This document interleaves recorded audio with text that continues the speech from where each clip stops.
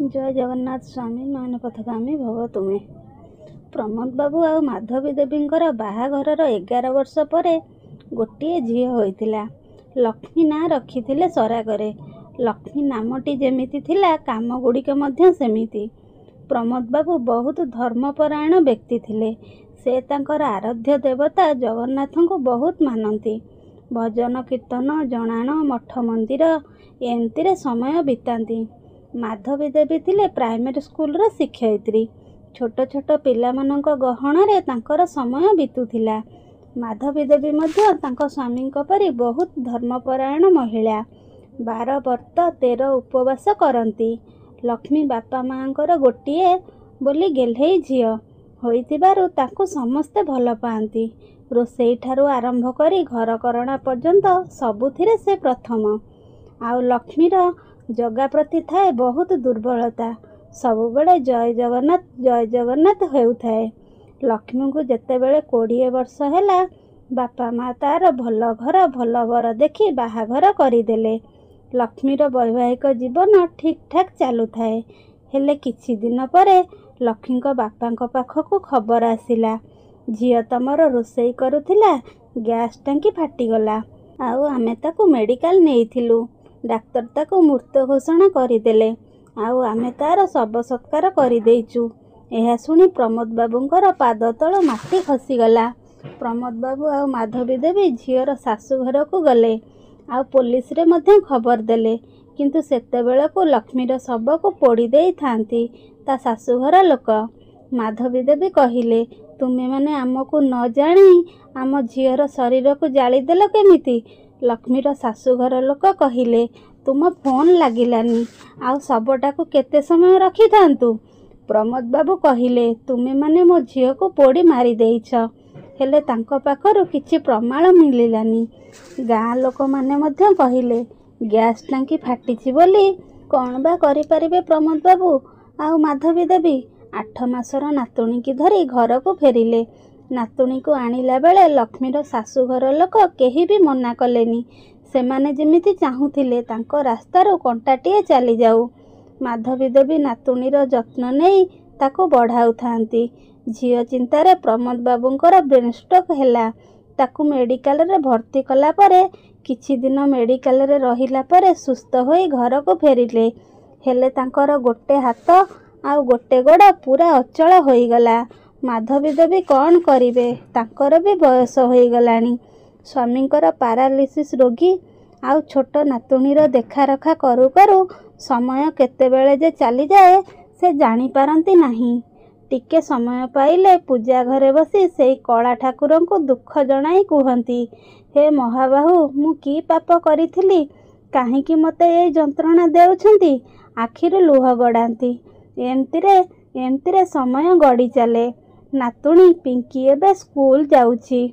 माँ कौन से जानी नहीं। निजर अजा आई को बापा माँ भाभी नेइछि। से नातुणी मुह को चाही माधवी देवी आ प्रमोद बाबू बंचिचंती।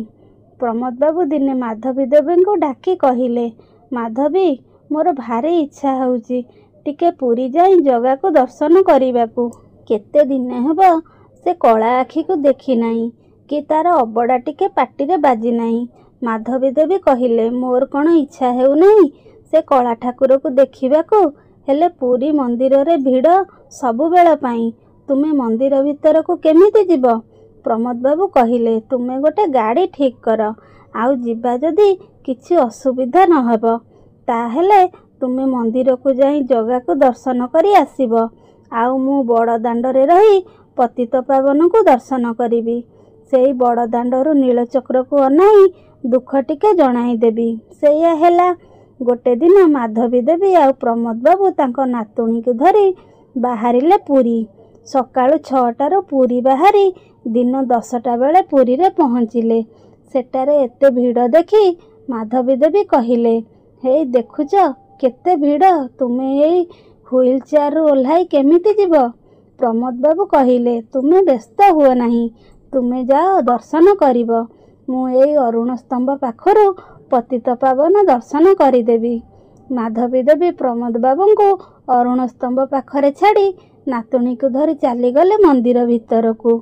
ଆଉ ମନ୍ଦିରରେ ଚତୁର୍ଦ୍ଧାମୂର୍ତ୍ତିଙ୍କୁ ହାତ ଯୋଡ଼ି କହିଲେ, ହେ କଳା ସାଆନ୍ତ, ମୁଁ ସିନା ତୁମକୁ ଦର୍ଶନ କରିବାକୁ ଆସିଲି, ହେଲେ ମୋ ସ୍ୱାମୀ ତୁମକୁ ଦର୍ଶନ କରିବାକୁ ଭାରି ଇଚ୍ଛା। ହେଲେ ସିଏ ସେଇଠି ପତିତପାବନଙ୍କୁ ଦର୍ଶନ କରି ଫେରିଯିବେ। ଏମିତି କହି ମନ୍ଦିର ପାର୍ଶ୍ୱ ଦେବାଦେବୀ ଦର୍ଶନ କରି ଅବଢ଼ା ଧରି ଫେରିଲେ ତାଙ୍କ ସ୍ୱାମୀଙ୍କ ପାଖକୁ, ଦୁହେଁ ସାଙ୍ଗ ହୋଇ ଅବଢ଼ା ଖାଇବେ ବୋଲି। ହେଲେ ଅରୁଣ ସ୍ତମ୍ଭ ପାଖରେ ଦେଖିଲେ ଚେୟାରଟି ଖାଲି ଥୁଆ ହେଇଛି, ଆଉ ତାଙ୍କ ସ୍ୱାମୀ ସେଠି ନାହାନ୍ତି। ମୁଣ୍ଡ ଘୁରାଇ ଦେଲା ମାଧବୀ ଦେବୀଙ୍କର। କୁଆଡ଼େ ଗଲେ? ଏତେ ବଡ଼ ଟାଣ ଖରା, ମୁଣ୍ଡ ବୁଲାଇ ପଡ଼ିଗଲେ କି? କିଏ ତାଙ୍କୁ ମେଡ଼ିକାଲ ନେଇଯାଇଛନ୍ତି କି? ଚାରିଆଡ଼େ ଖୋଜିଗଲେ ମାଧବୀ ଦେବୀ, ତାଙ୍କୁ ପାଇଲେନି। ସେଠି ସମସ୍ତଙ୍କୁ ପଚାରିଲେ, ସମସ୍ତେ କହିଲେ ଆମେ ଜାଣିନାହୁଁ। କ'ଣ କରିବେ ମାଧବୀ ଦେବୀ? ସେଇ ନୀଳଚକ୍ରକୁ ଅନାଇ କହିଲେ, ଜଗାରେ କେତେ ଆଉ କଷ୍ଟ ଦେବୁ, କେତେ ପରୀକ୍ଷା ନେବୁ ମୋର? ମୁଁ ଥକି ଗଲିଣି ରେ ଜଗା। ଝିଅଟାକୁ ତ ମୋ ପାଖରୁ ଛଡ଼ାଇ ନେଲୁ, ଆଉ ଏଇ ମା ଛେଉଣ୍ଡ ଛୁଆଟାକୁ ମୋ ପାଖରେ ଛାଡ଼ିଲୁ। ପାରାଲିସିସ୍ ରୋଗୀଣା ସ୍ୱାମୀ ମୋର, ମୋ ବିନା ଆଶ୍ରୟରେ ଗୋଟେ ପାଦ ଆଗକୁ ପକାଇ ପାରନ୍ତିନି। କୁଆଡ଼େ ଗଲେ ସିଏ? ଏମିତି କାନ୍ଦି କାନ୍ଦି ଦୁଃଖ କହୁଥାନ୍ତି, ଆଉ ସମସ୍ତଙ୍କୁ ପଚାରୁଥାନ୍ତି। କିଛି ସମୟ ପରେ ମାଧବୀ ଦେବୀଙ୍କର ପଛପଟକୁ ହାତ ମାରି କିଏ ଡାକିଲେ, ପ୍ରମୋଦ ବାବୁ। ମାଧବୀ ଦେବୀ ପ୍ରମୋଦ ବାବୁକୁ ଦେଖି କହି ଚାଲିଲେ, କୁଆଡ଼େ ଚାଲି ଯାଇଥିଲ? ମୁଁ ତୁମକୁ କେତେ ଖୋଜିଲିଣି। ପ୍ରମୋଦ ବାବୁ କହିଲେ, ମୋତେ ଆଗେ ଦେଖ। ମାଧବୀ ଦେବୀ ଦେଖିଲେ ପ୍ରମୋଦ ବାବୁ ନିଜ ଗୋଡ଼ରେ ଛିଡ଼ା ହୋଇଛନ୍ତି। ମାଧବୀ ଦେବୀ ପୁରା ଆଶ୍ଚର୍ଯ୍ୟ ହୋଇଗଲେ, ଆଉ କହିଲେ, ମୁଁ ସ୍ୱପ୍ନ ଦେଖୁନି ତ? ଏସବୁ କେମିତି ହେଲା? ପ୍ରମୋଦ ବାବୁ କହିଲେ, ତୁମେ ପରା ସବୁବେଳେ ମୋ କଳା ଠାକୁର ଉପରେ ଅଭିମାନ କରୁଥିଲ, ତାକୁ ଗାଳି ଦେଉଥିଲ। ଆରେ ତାର ଦୟା ହେଲେ ପଙ୍ଗୁ ମଧ୍ୟ ଗିରି ଲଙ୍ଘନ କରିପାରେ। ମାଧବୀ ଦେବୀ କହିଲେ, ଏସବୁ କେମିତି ସମ୍ଭବ ହେଲା? ପ୍ରମୋଦ ବାବୁ କହିଲେ, ତୁମେ ମନ୍ଦିର ଗଲା ପରେ ମୁଁ ଏଇଠି ଅରୁଣ ସ୍ତମ୍ଭ ପାଖରୁ ପତିତପାବନଙ୍କୁ ଚାହିଁଥାଏ। ମୋର କାହିଁ ଭାରି ଇଚ୍ଛା ହେଲା ସେଇ କଳା କଳା ବଡ଼ ଆଖି, ନାଲି ନାଲି ଓଠ, ଆଉ ବଡ଼ ଠାକୁର ବଳଭଦ୍ର ଆଉ ହଳଦୀ ମୁହିଁଙ୍କୁ ଦର୍ଶନ କରିବାକୁ। ହେଲେ ଯାଇପାରୁ ନଥିଲି, ଆଖିରୁ ଲୁହ ଗଡ଼ାଉଥିଲି। ସେତିକି ବେଳେ 2 ଜଣ ଯୁବକ ଆସି କହିଲେ, କ'ଣ ଜଗା ଦର୍ଶନ କରିବ ମନ୍ଦିର ଭିତରକୁ ଯାଇ? ମୁଁ ହଁ କହିଲି। ସେ 2 ଜଣ କହିଲେ, ମନ୍ଦିର ଭିତରକୁ ନେଇ ଦର୍ଶନ କରାଇ ଏଇଠି ଆଣି ଛାଡ଼ିଦେବୁ, ଆଉ 500 ଟଙ୍କା ନେବୁ। ମୁଁ ହଁ କହିଲି, ଆଉ ସେମାନେ ମୋର 2 ହାତକୁ ତାଙ୍କ କାନ୍ଧରେ ପକାଇ ମୋତେ ଚଲାଇ ଚଲାଇ ନେଲେ, ଆଉ ମୋତେ ମନ୍ଦିର ଭିତରକୁ ନେଇ ସେଇ ଚତୁର୍ଦ୍ଧାମୂର୍ତ୍ତିଙ୍କୁ ଦର୍ଶନ କଲାବେଳେ କହିଲେ, ଏଥର ଆମକୁ ଛାଡ଼ି ହାତ ଟେକି ସେଇ ଜଗାକୁ ଦୁଃଖ କୁହ। ମୁଁ ତାଙ୍କ କାନ୍ଧରୁ ହାତ କାଢ଼ି ସେଇ କଳା ଠାକୁରକୁ ଦେଖି ସବୁ ଭୁଲିଗଲି।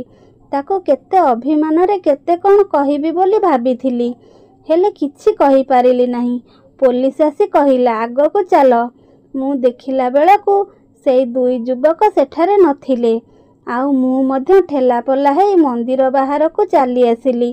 ଆଉ ଦେଖିଲା ବେଳକୁ ମୋ ହାତ ଗୋଡ଼ ସବୁ କାମ କରୁଛି।